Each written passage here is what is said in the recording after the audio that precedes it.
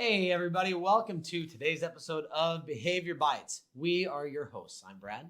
And I'm Mike. We're also joined by our fabulous producer, Aaron. Hi. Today, we're going to talk about a great high-impact strategy of offering choices. All right, Tell us guys. what that is, Brad. Yeah, offering choices is simply this. I'm going to give you like the $5 definition of what giving choices is. It's giving a student the opportunity to make their own decisions, but it's within our parameters. Yeah? Yeah. Now, this is, you're not going to use this all the time. It's not really a tier one strategy. This is something that's a strategy that is targeted at specific types of behaviors and specific kids, with the specific types of behaviors. Yeah, you're going to use it when you need it. Because check it out. So 90% of your students are going to do what you've asked them to do 90% of the time, right? That's a lot of kids a lot of the time. But every now and again, you're going to have a kid who sort of gets stuck, right? They're going to be showing that defiance, that oppositional behavior. And that's the time that you're going to pull out this strategy and put it to good use. Here's one example of what this can sound like. Okay. So, hey, a kid's getting frustrated with doing something like, you know what, you can work on this assignment now, or you can come in at recess when I have time to help you. That would be a pretty good example of what a choice sounds like. So why does this work? It gives students a sense of control. Not actually handing them the control, but giving them a sense of control. And here's just my little rant on this for the day. So Brad, you and I have both worked with some pretty tough kids, right? Yeah. I mean, some really intense behavior kids. And of the hundreds I've probably worked with, I can't think of a single one that doesn't come from a place of chaos and trauma. Mm-hmm. That's the truth.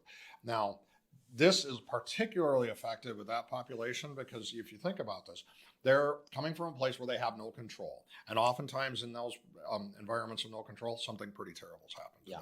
So in schools, they have a place where we can give them a sense of control. Right.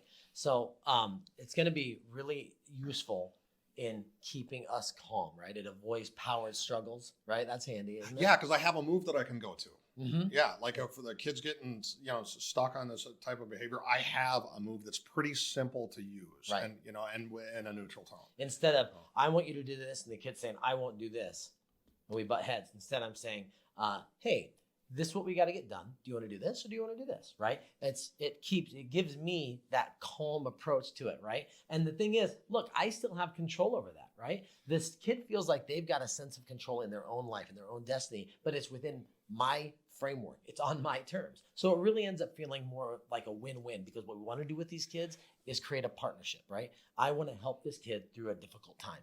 I don't do that by beating them over the head with my rules and my expectations. I do it by partnering. Yeah? That's a great way to put it. I like that one and stuff. All right, I'll give you another example. So this can be something like you can handwrite your assignment or you can type it. I'm okay with it. Or you even use voice to text. I'm really okay with either one of those. So how do you do this? Is that you present two choices that I'm okay with. I'm okay with either one of those choices. Or you can use the blue pen or you can use the black pen. Mm-hmm. Those, I'm totally cool with either one of those. That's kind of the first component of how to do this. And then when you do that, give wait time, right? Give the kid a chance to think through what you've said so they can make a good choice, right? Let them think through it. Yeah.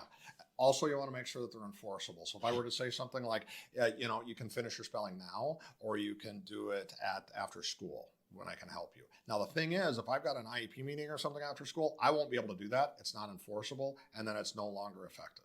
Right. And I'm just going to share a couple of real quick examples with you, right? So I've got a student who is refusing to complete some work that I have for him, right? I'm like, look, man, you got some math, you got some spelling.